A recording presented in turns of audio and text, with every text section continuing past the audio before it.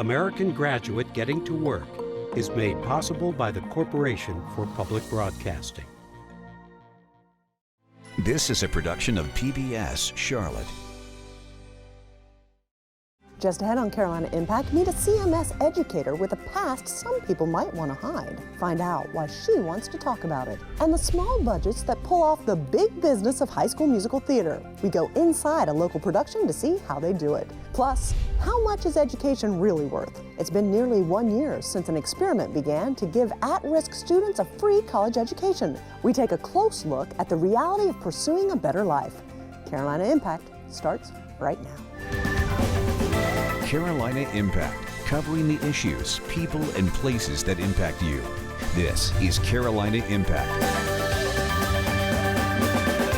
Good evening. Thanks so much for joining us. I'm Amy Burkett. Make no mistake, High School Musical theater is big business. 50 million people saw a high school play or musical last year.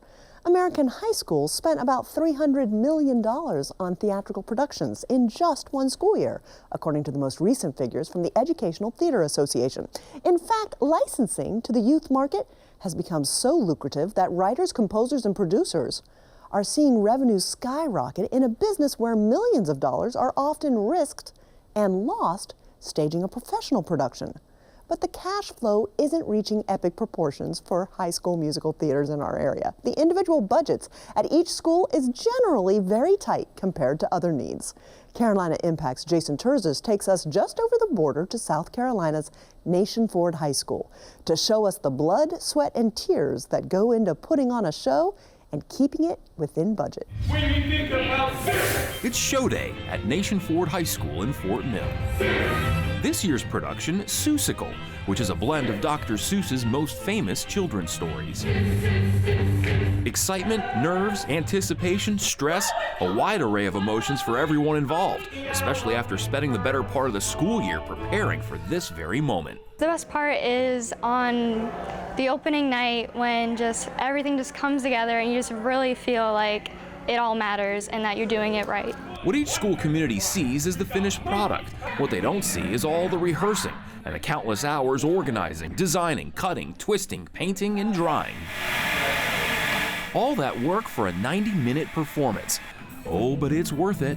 I love watching the kids grow. I like to watch the kids problem solve, figure things out. How are we going to build this? How are we going to build that? Sherry Addison has been the drama director at Nation Ford for 8 years. She knows all too well the challenges of organizing and running a production. It definitely takes a village. It's not something I can do by myself, no. As part of that village, Sherry has a couple of assistants, a musical director, and a choreographer. 1, 2, 3, 4. When you think about one, big, don't get tired. They all work together, making sure that when it's showtime, everything goes according to plan. As a director, you've got to have control to a certain degree. But I have to tell you, the people that I work with, I get to the point that we're so in sync with what we do that I'm okay going, you make that decision. For a school with over 2,000 students, you'd think the budget for conducting an annual spring production would be pretty large. Well, guess again. They do not have a lot of money for this program. This year's budget is $10,000, none of which comes from the school or the district. Instead, that number comes from proceeds from the previous year's production. It sounds like a big number. Like if somebody gave me $10,000 today to spend, it'd be great, you know? But for everything that we have to cover, it's not really that much money. Off the top, $3,000 goes directly to rights and royalties fees. Another $1,200 goes for music tracks. But anybody that knows Seussical knows that the entire thing is music and dance. So the scenes that are there are great, but that's not my background. Dance is not my background. And since dance isn't her background, Sherry hired outside choreographer Linda Booth this year to nail down all those dance moves. And that's another chunk out of the budget. Here you go. Just think, and 1. So because we had to invest that money, we had to kind of move other parts of our budget around. What's left over goes to everything else: the set, props, paint, costumes, and all the little odds and ends. Luckily, I've been here long enough that we have some set stock pieces of things like platforms or flats or things like that that I can repurpose and use over and over again. So the lumber order might not be as extreme as if I had to build everything from scratch. With so much to do, so many details to stay on top of, all while being aware of every dollar, is quite a challenge. We have tons of paint we need to buy, primer, paintbrushes, and then we need wood, lumber for the set, and just tons of material, and it's just really difficult. I don't know how we all get it done, but we do, so. Well, here's this. I'm going to tell you this right now. I changed Aaron's shirt to blue. I'm just trying to think, did I get everybody now? Like, who am I missing? We raid the costume closet and we repurpose costumes and cut them up and make them become different things. I need brown pants for Shane. He's on the list. I need brown pants for Max. He's on the list. He's not on the list. We've had tons of trips back to going to stores because just we miscalculate sometimes. It happens. We've hit the Pineville Goodwill. We've hit the Rivergate Goodwill. So you're going to do the Rock Hill Goodwill. Yep. We end up nickel and diming going, is this worth it? Is that worth it? And then, I mean, we can reach out to the parents. I mean, if we have to reach out, if there's something we really can't find but we really, really need, we can ask for donation. So we go out and we do fundraising and we donate prop items, whatever the need is. We will go and find it and bring it to them. The parents have gone above and beyond for this show. I kind of put a shout out and said, these are the things that we need, and they just kind of kept pouring in. Parents also deal with the programs, working the phones to sell ads to local businesses. It's really relatively inexpensive to get an ad in the program. For as little as $30, they can get an ad. You're reaching all these local families. Things like helping do the program, that kind of stuff. Absolutely. If somebody wants to job that out, and I've got Miss Iacovetta doing that, thank God, because that's something that I don't have time in my day to deal with. With 29 students on stage, another 30 behind the scenes, teachers and parents all working together, Seussical was a success. Revenue from ticket sales, student participation fees, program ads, and a fall fundraiser will then all go towards funding next year's production. Then it'll be time to start crunching those numbers all over again. For Carolina Impact, I'm Jason Terzis reporting. Thanks so much, Jason. Nation Ford has performed at the last 2 Bloomy Awards, and it's interesting to note that a report in the New York Times says educational licensing has reversed the fortunes of some shows.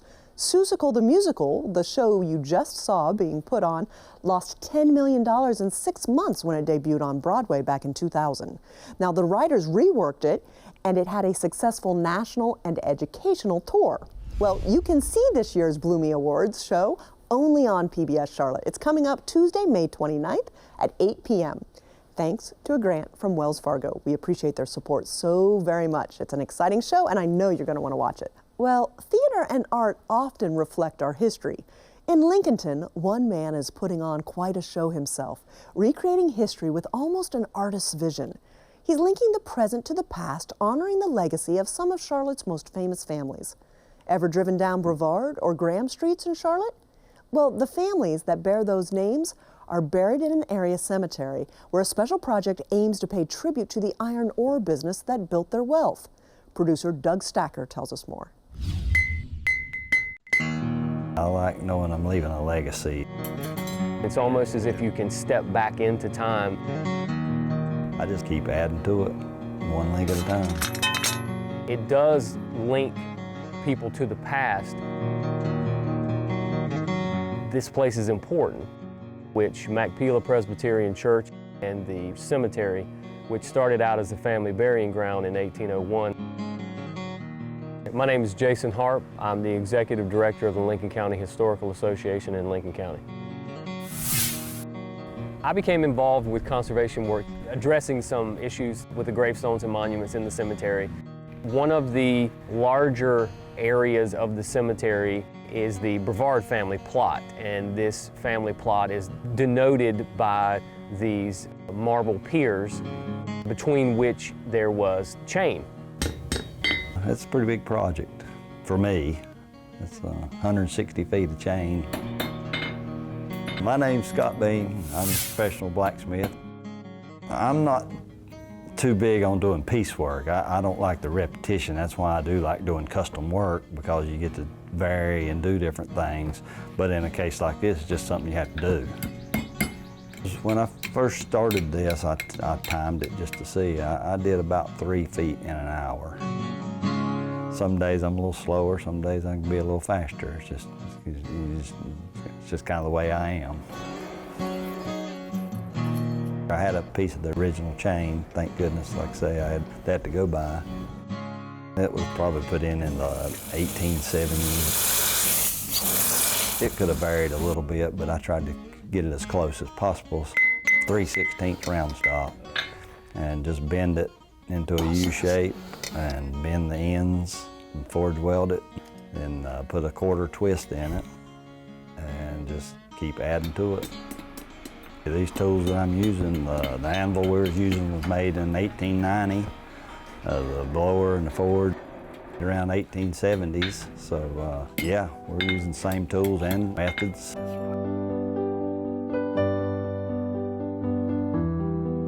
Lincoln County was the hotbed of iron production in the late 18th and early 19th century in North Carolina. A lot of that had to do with the natural resources that we had in the area. One of the main components that was involved or necessary for iron production was iron ore, which was dug in an area we know as the Big Ore Bank. Buried in the cemetery at Macpela, you have members of the Graham family, the Brevard family. Both of those families were involved in the iron industry and leaders in the iron industry, and this location was equidistant from the Graham property where Vesuvius Furnace was located, and on that property you not only had the furnace itself and the furnace operation, but the house that carries the name Vesuvius as well, and the Brevard property that was known as Mount Tirzah, named after the Mount Tirzah Forge. So I think what you find with that Brevard family plot is it does link people to the past. It connects the work that Scott's doing to the iron industry and blacksmithing that would have been a very active profession during the 19th century here in Lincoln County.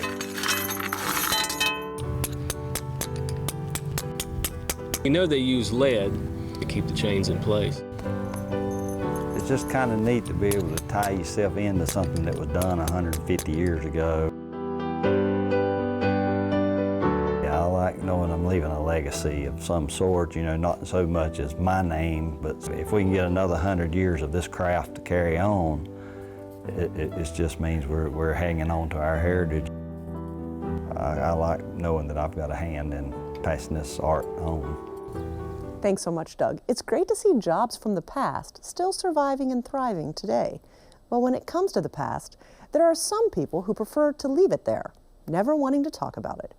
But the past doesn't have to define your future, and these next two stories are prime examples of that. They're part of our ongoing series, American Graduate Getting to Work, the 3D Project, a 4-year community engagement initiative from PBS Charlotte to help address our region's upward mobility challenges. First up, an educator in Charlotte who is determined to talk about the past to help others.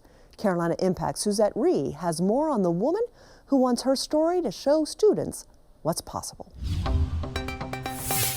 Tony Hall is a veteran of these halls at Rocky River High School in Mint Hill. She was a computer teacher here, teaching programming and web design. You can actually declare multiple variables. Today, she's part of a team at Charlotte-Mecklenburg Schools to support computer curriculum teachers system-wide. I support information technology teachers, basically helping them with their curriculum. I also support technology if they need software or hardware. It's a far cry from the future she once envisioned for herself growing up in eastern North Carolina. It was a life full of struggle that left her full of self-doubt. Sometimes we, didn't have, a bathtub that worked, or, we may have needed a little bit of pest control, or, we've had all those different things in our family, drug addiction or criminal activity, just a variety of things that others would say would define your future and would cause you to not accomplish things. Still, she worked hard in high school and eventually took the chance to go to college. So I didn't believe that I was smart enough or had the finances to go to college, so it wasn't a part of my future. But the tough days were not over, and she's candid about her mistakes during those first college years. I just wasn't as intentional as I should have been during my college time. And so if I could reverse the hands of time, I would definitely make sure that I paid more attention and that I did more work and that I studied harder, so that way when it came time for me to start my career that I didn't have to put in so many more hours after I got my degree to ensure that I was ready. Today, life at home and at work continues to be a juggle. Hall is a single mother of 5. Her oldest, 15-year-old Tony, loves computers like his mom. Well, I plan to be a software engineer and soon work at Microsoft. But day to day, he's a lot of help to his mom with his 4 siblings. Basically just making sure they get their stuff done, make sure they have their clothes out for tomorrow, taking the trash out, washing dishes, making sure the house is clean before she comes back from work. Visual Basic and C+ and C#. Hard work for everyone, but rewarding for sure. That's why she wants to continue to tell her story to encourage others. Tony Hall continues to be a story of inspiration. She began here as a lab assistant and then was promoted to becoming a teacher. And she was that for 5 years before she was promoted once again to be a curriculum coordinator for the entire system. Code because it ends in a semicolon. Since she's part of a team now that supports computer teachers, time actually in the classroom for her is rare. But whenever she gets a chance to return to her old school, it's a gift. Veteran support staff member Barbara Crawford has known Hall for years. I guess from her experience with her journey, she just wants the students to know you can be anything you want to be if you just put your mind to it. It doesn't matter where you grew up or what side of the tracks you came up on. So she's very motivating to the students. I think that's awesome. And we need more Tony Halls. So what if I wanted to put 2 numbers together instead of So you need another variable that's going to hold, you need to do the same? Today, Hall has her master's degree and continues to climb the professional ladder to success, all because she decided to give her dreams a try. And I think it's important for our students and our youth to understand that, hey, if you dream it and you believe it, you can accomplish it. You may have to read a sentence more times than other people. It has happened to me. But if you believe that, it is very possible. You can achieve your dreams. You just have to work hard, and it will happen for you. Hall adds, it won't be easy. It certainly wasn't for her. Life happens, children can happen, but she says, don't give up. That's why I encourage others to say, hey, don't succumb to your circumstances. Allow that to be a stepping stone rather than a stumbling block. Hall says she will continue to spread her message to students, continue to encourage them to pursue their dreams like she did through education. For Carolina Impact, I'm Suzette Reed. Thanks so much, Suzette. Hall is part of a team that's also promoting CTE, which stands for Career and Technical Education in Charlotte-Mecklenburg schools. So my favorite part of our 3D project Dreamers, Doers, Destiny is our Career Pathways and Leadership class. I've spent an awful lot of time at Vance High School this year working with some incredibly terrific teens. We've graduated nearly 100 students from the program so far. The highlight of the class for the students, as they tell me, is when they come to PBS Charlotte to record their own I Have a Dream speeches. We thought we'd share a few of them with you now and give you a chance to hear our latest Class Dreamer Award winners' graduation speech. My name's Eliza Roseberg. I'm 17 years old and I go to Vance High School, and this is I Have a Dream speech. My dream is to make my family proud by graduating from high school and going to CPCC to start my career in nursing. I want to be a nurse so I can help people and make sure everybody is healthy and feeling well. I realized I wanted to become a nurse when my granddad got sick and passed away in November. Something inside me hit me so hard when I saw the nurses doing their best to help him get a little better. When he passed, I realized I would make a change to become a nurse and help children, teens, and elder people feel better and make sure they have what they need to feel better. To make my dream come true, I have to have a high school diploma and then a bachelor's degree in nursing. I know I will make my dream become true by always keeping a good mindset and staying focused. My name is Eliza, and this is my dream. Hi, my name is Elijah Leak, and I'm a junior at Vance High School. And I have a dream of becoming a musician and helping people with their problems by putting a stop to violence. Things that Martin Luther King had dreamed about. In his words, if you can't fly, then run. If you can't run, you can walk. If you can't walk, then crawl. But by all means, keep moving. And I think that's what all races and genders should do. You should never stop believing in something that you know you can do. I believe that there are things in life that happen for a reason that are guides to success in your dream. I know I need at least a 2-year associate's degree to be in the music industry. My name is Elijah Leak, and that is my dream. My name is Nikki Blake. I'm a junior at Vance High School, and I have a dream. My dream is to be an occupational therapist. Occupational therapy is a form of therapy for those recuperating from physical illnesses that encourage rehabilitation through the performance of activities required in daily life. I would have to enroll in a combination bachelor's or master's program at an accredited college or university. By being an occupational therapist, I want to help people who have a dream of being who they want and help them believe that they can do anything because anything is possible. I'm passionate about helping people better themselves and build their self-confidence. My name is Nikki, and this is my dream. Good morning, everybody. We have had the honor of being part of the Dreamers Doers Destiny 3D project, and it has been a pleasure from start to finish. We met some amazing people, we got to be on TV, but most importantly, we got to tell the world our dreams. And I think there's something very powerful in taking hold of your dreams and making a declaration to the world. Making that proclamation that this is me, this is what I'm gonna be, and this is how I'm gonna make a difference. To be able to do this is an amazing opportunity, and I just wanna thank Mr. Watson for supporting us every step of the way. And I want to thank Miss Amy Burkett and her amazing team for showing us what it is to truly be dreamers. Thank you. I've been so impressed by all of the students in our 3D project. But Soraya Woods at the end, that speech, it really touched my heart. They're all off to great places. Well, moving on now, 40 students are wrapping up their first year as Opportunity Scholars at Central Piedmont Community College. The program got a jump start last fall with generous donors pitching in thousands of dollars to cover a full ride for each participant. We've been following the students on their journey, and tonight we want to bring you an update on how this inaugural class is overcoming challenges. Carolina Impact's Tanisha Johnson caught up with some of the students.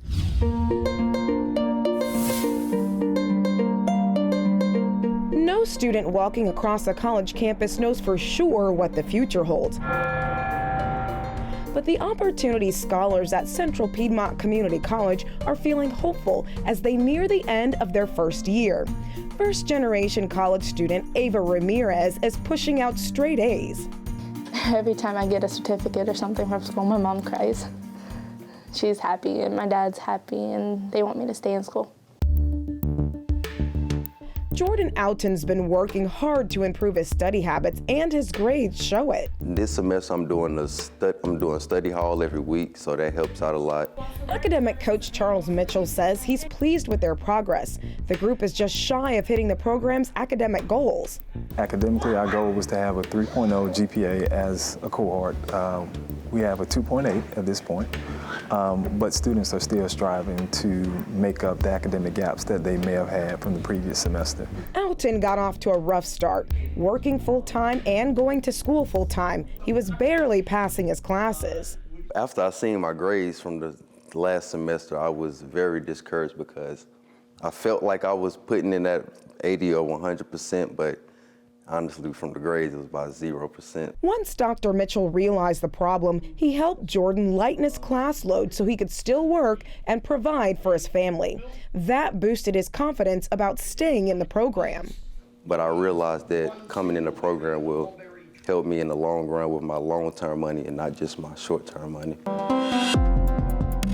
Ava Ramirez has a full-time job of her own, caring for her sick mother and brother who has a learning disability, all while taking online classes. Lately, my mom's health, there's more stuff coming up. So I've been trying to focus on that, and then I have to focus on school and make sure my brother goes to school, and it's just hard to take on so many tasks at one time. Lately, I've only been getting 3-4 hours of sleep a night. The game changer? Getting a mentor to help her through these tough times. Lately, I've been having problems at home, so I called her. Well, she called me at 11 o'clock at night because I was having a mental breakdown, and she's helped me get through it, and she's helped me throughout everything. If I need help, she's there. She's only a phone call away. And then there's Nicole, a computer science major excited to be in the program. For her, sitting in classes these days is nothing short of a miracle because she's not a U.S. citizen. I don't have my green card. I got my working permit before my green card, so I can work, I can apply for scholarships, but I am not legal resident here because I don't have my green card yet. With a little less stress, she can at least focus on school now and work study. Something program staff helped her to get by teaching her networking skills. But her success doesn't come without a price. I don't have friends. I don't work. I don't go outside and go to the mall. I go to school. I work, study Monday and Wednesday. I have volleyball club. Success won't come easy for any of these students. There's too much life to deal with. But they are learning. Not just skills for their future, but that there are people who are willing to help them navigate the ups and downs that life throws at them. And I said it before, them trusting me, realizing that I'm here to support those life issues that do arise, that if something comes up, it's not a case where you don't tell me, it's a case where you tell me more. Like the students, Dr. Mitchell is hopeful too. Hopeful that despite great sacrifices, the students will build lasting relationships that will last long beyond their college career. I guess if you are motivated with what you're doing, I guess you have to sacrifice some things. So when they leave, they won't just have a degree, but a greater ability to build a better life. Brandon, you get the ball first. For Carolina Impact, I'm Tanisha Johnson reporting. So far, only 2 out of the 42 students selected for the program have dropped out. Now, Dr. Mitchell says they made sure that those students had a plan on how they would reach their goals and still be successful, even though they chose different paths. When the school year is over, they'll take a full look at the successes and areas where improvement will be needed. Well, that brings us to the end of another Carolina Impact. If you haven't already liked our Facebook page, we'd love for you to join us there. Go to WTVI on Facebook. It's a great way to learn about special programs and see what's coming up. Plus, you can message us if you have a story idea. Thanks so much for joining us this evening. We always appreciate your time, and we look forward to seeing you back here again next time on Carolina Impact. Good night, my friends.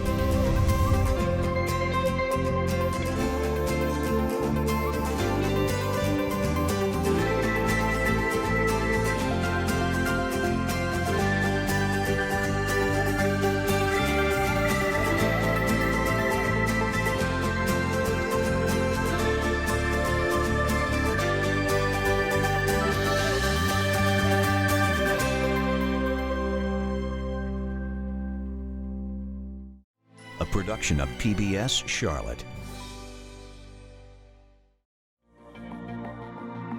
American Graduate Getting to Work is made possible by the Corporation for Public Broadcasting.